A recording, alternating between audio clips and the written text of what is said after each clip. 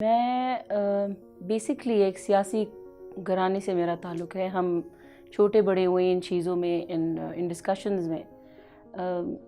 آپ نے بڑا ایک اچھا سوال کیا کہ آپ خانشید کو ڈیفائن کریں.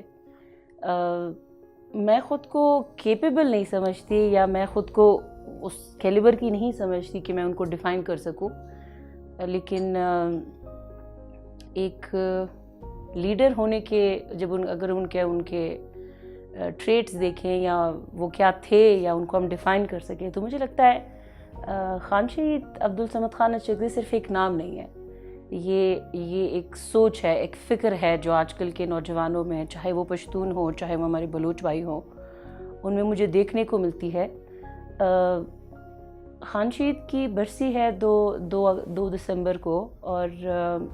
یہ چیز میں نے بچپن سے نوٹ کرتی آئی ہوں کہ لوگ بڑے عقیدے سے، بڑے احترام کے ساتھ اس کو مناتے ہیں. اور حالانکہ ان کو گئے ہوئے 50 برسوں سے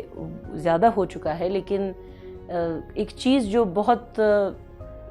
وہ کہتے ہیں نا فراخ دلی کے ساتھ یا وہ ایک گرو کے ساتھ محسوس کی جاتی، وہ یہ ہے کہ ان کی سوچ کو مرنے نہیں دیا. ان کا جو ایک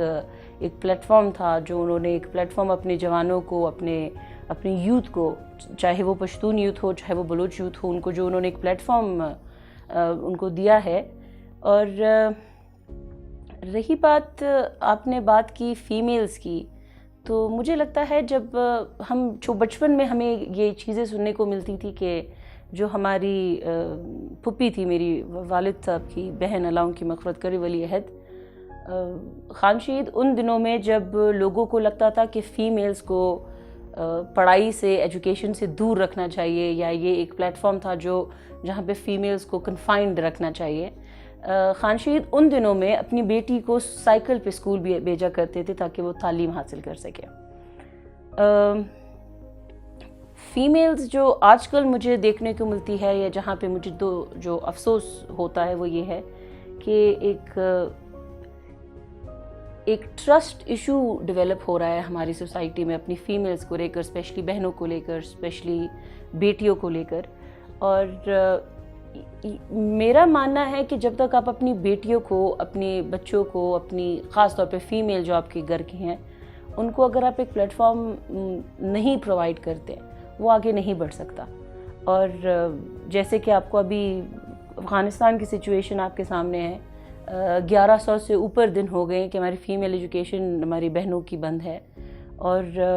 یہ چیز ایک سوسائٹی پر بہت بڑا امپیکٹ چھوڑتا ہے. یہ چیز ایک بہت نیگیٹو امپیکٹ چھوڑ رہا ہے، چاہے وہ افغانستان کا پرسپیکٹو ہے